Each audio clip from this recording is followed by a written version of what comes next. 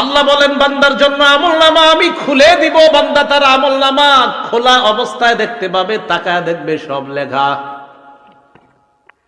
এবার আল্লাহ বলবে ইকরা কিতাবাক, বান্দা কি ঠিক আছে, পড়ো, সব নিজেই পড়ো। কাফা বিনাফসিকাল ইয়াউমা আলাইকা হাসিবা, যা করছো এটির হিসাবের জন্য তুমি যথেষ্ট।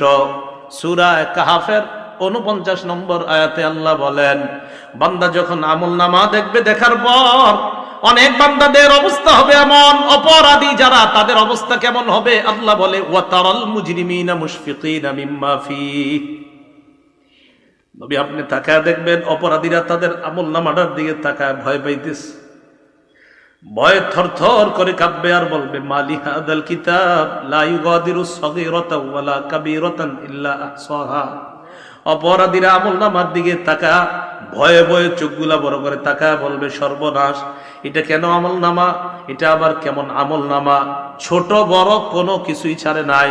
আমি রাতের অন্ধকারে মা বাবার দৃষ্টির আড়ালে আমার রুমের মধ্যে দরজা লাগিয়ে অন্ধকারের মধ্যে একা একই একটা অপরাধ করেছিলাম, এটাও দিয়ে এখানে লেখা ইল্লা আহসাহা। বলবে এটা কেমন আমলনামা, তো সব লেখা, পুকুরে পানির নিচে ডুব দিয়ে কি করছেন সব লেখা।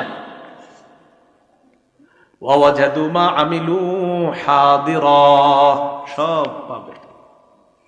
সূরা নাবার 40 নম্বর আয়াতে আল্লাহ বলেন ইয়াউমা ইয়ানজুরুল মারউ মা কদ্দামাত ইয়াদাহ, মানুষ যা আমল করছে সব দেখতে পাবে। ওয়ায়াকুলুল কাফিরু ইয়া লাইতানি কুনতু তুরাবা, কাফের বলবে হায় যদি আমি মাটি হয়ে যেতাম। কাফের কি বলবে, আমি যদি কি দেখা আমলনামা, বলেন কি দেখা। আসেন আগের কথায়, আমলের প্রতিদান নির্ভর করে কিসের উপর, নিয়তটা ঠিক করেন। আল্লাহ বুঝার তৌফিক দান করেন। এখন আমলনামা অপরাধী দেখে এইভাবে কাঁপতে কাঁপতে থাকবে থরথর করে। যাক, শেষ হলো এই পর্ব, দ্বিতীয় সাক্ষীর পর্ব। প্রথম সাক্ষী, দ্বিতীয় সাক্ষী ফেরেশতা।